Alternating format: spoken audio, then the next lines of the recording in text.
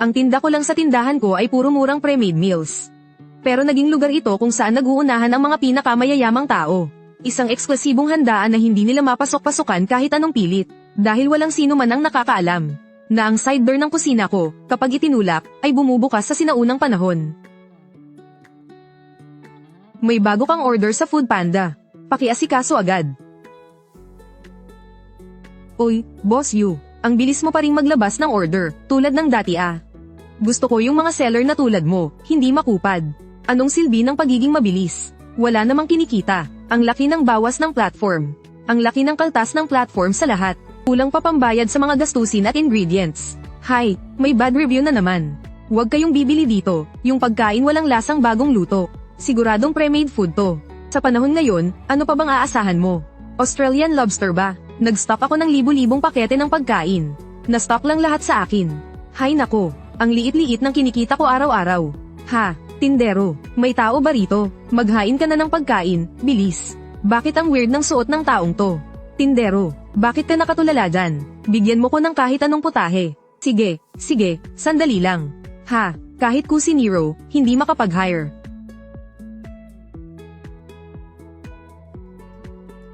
Kalma, sigurado guni-guni ko lang to.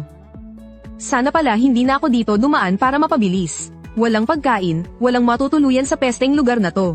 Nakakainis. Anong amoy yun? Ang bango. Guni-guni ko lang talaga. Sayang lang yung pag-init ko ng kung pao chicken. Hayaan mo na, ako na lang ang kakain. Hindi pa ko naghahapunan. Titindero, ano to? Wala lang. Tinitikman ko lang po para sa inyo kung luto na. Patay, akala ko guni-guni lang. Ginoo, hindi nyo pa po natitikman. Hindi pa, ngayon lang ako nakakita ng ulam na ganito kaperpekto. Ang bango, at pre-cooked meal pa ito. Puro teknolohiya nga naman. Hindi siya makapaniwalang nasasarapan siya. Yung manok, para bang nabuhay sa dila ko. Napakalambot, natutunaw sa bibig. Punong-puno ng linamnam ng manok ang bibig ko. Malutong ang pipino. Mamantika ang buong ulam pero hindi nakakaumay. Tostado at malutong ang mani. Grabe, ang sarap. Isa pa nga, hindi, bigyan mo ako ng 10. Nako, yayaman ako nito.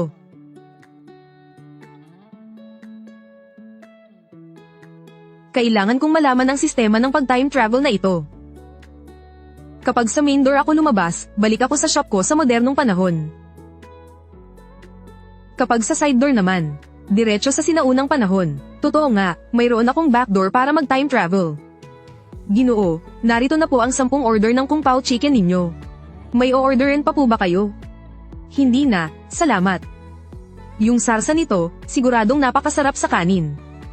Teka, may kanin kayo? Meron po, bagong saing po ang kanin.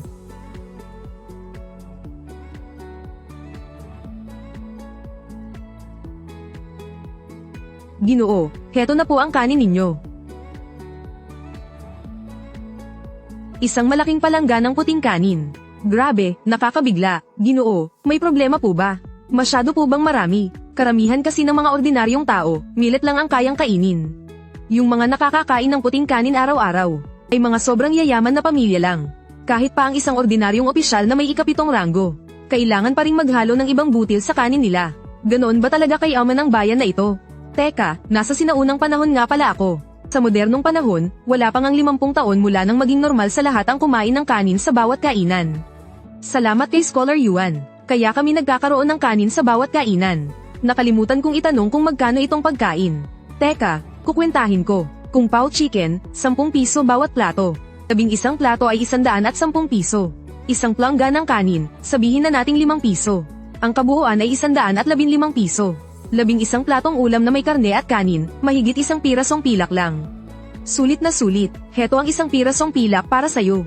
Ihanda mo na rin ako ng matutuluyan. Sayo na ang sukli, paumanhin po. Naghahain lang kami ng pagkain dito. Hindi po kami nag-aalok ng matutuluyan. Pwede naman akong magdagdag ng bayad. Hindi po talaga pwede kahit magdagdag pa kayo ng bayad. Ginoo, bilisan nyo na pong kumain. Magsasara na po ang aming maliit na tindahan. Kung papatuloyin ko siya dito, masyadong delikado. Hindi niya pwedeng malaman ang sikreto ko. Ginoo, magsasara na po kami. Humanap na lang po kayo sa ibang lugar. Sa wakas, may oras na rin para tingnan itong mahiwagang lumang hotel. Simple lang pala ang mga gamit. Ilang mesa lang at isang counter. Malaki rin pala ang likod bahay na to. Mukha siyang likod bahay ng isang inn. Ang luma naman ng kasinang to. Baka ilang taon nang walang pumupunta rito. Pagkatapos kong tingnan ng kusina, aakyat ako sa ikalawang palapag para silipin.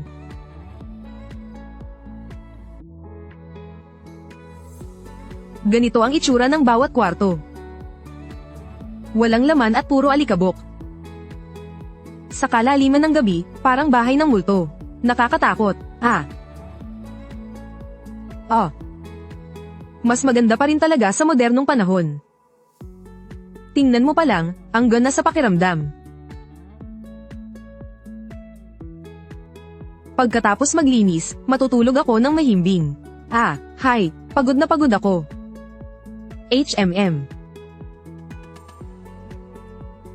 Hala, nakatulog ako hanggang hapon. Lagpas na sa oras ng pagkain. Hindi ko kinuha yung isang tail na pilak na bigay ni Wang Shen. Kinuha ko lang yung dapat kong kunin na 115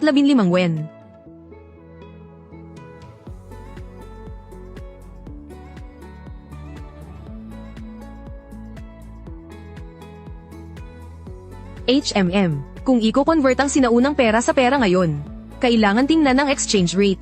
Siguro pwede sa Antique Street. Hello po, boss. Anong gusto niyong bilhin?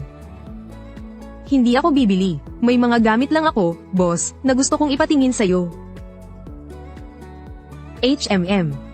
Kung binili mo to bilang antique, siguradong peke ang nabili mo.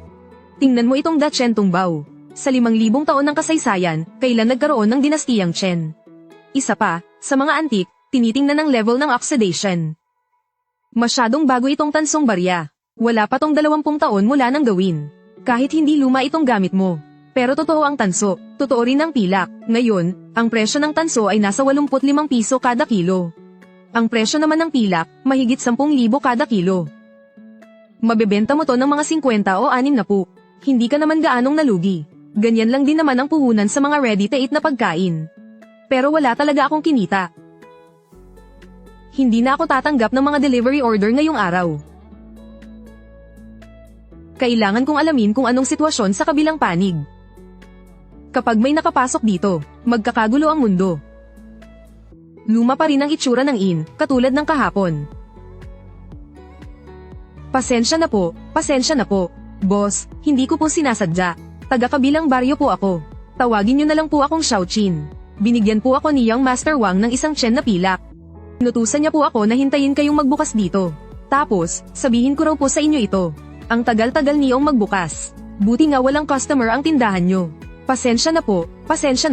Si Young Master Wang po ang nagpasabi niyan. Sige, sabihin mo sa akin ang buong nangyari. Binigyan niya ako ng 1,000 pilak.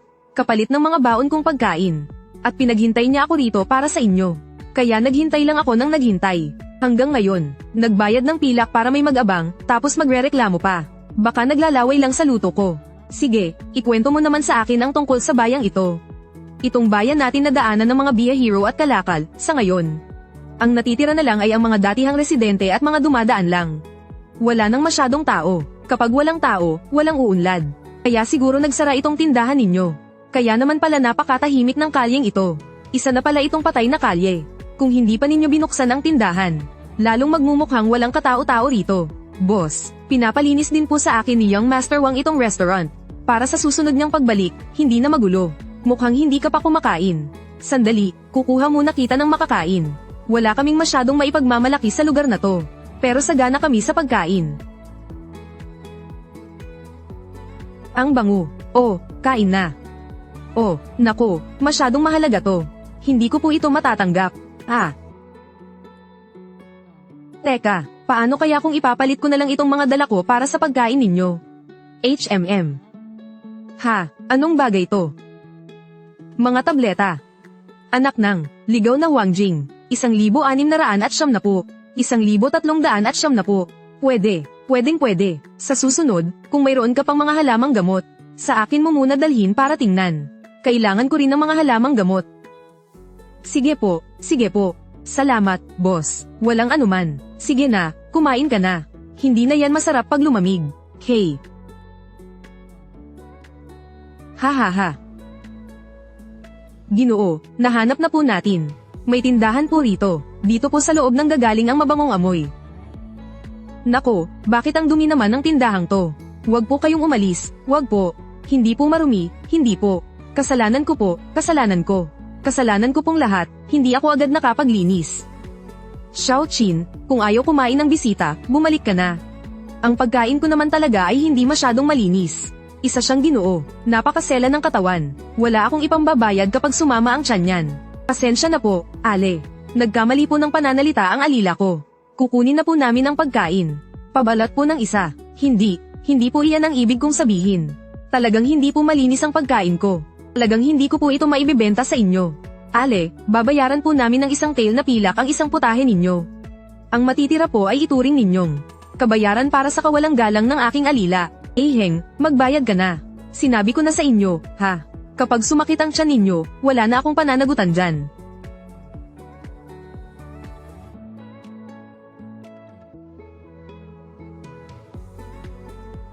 HMP, Ginoo, sobra naman siya, hindi na marunong magpatawad. Hayaan mo na. Huwag na lang tayong bumalik dito. Kung ganoon, Ginoo, anong gagawin natin sa pagkain to? Tikman ko po muna para sa inyo, baka may lason. Sayang naman kung itatapon. Napakabango kasi ng amoy.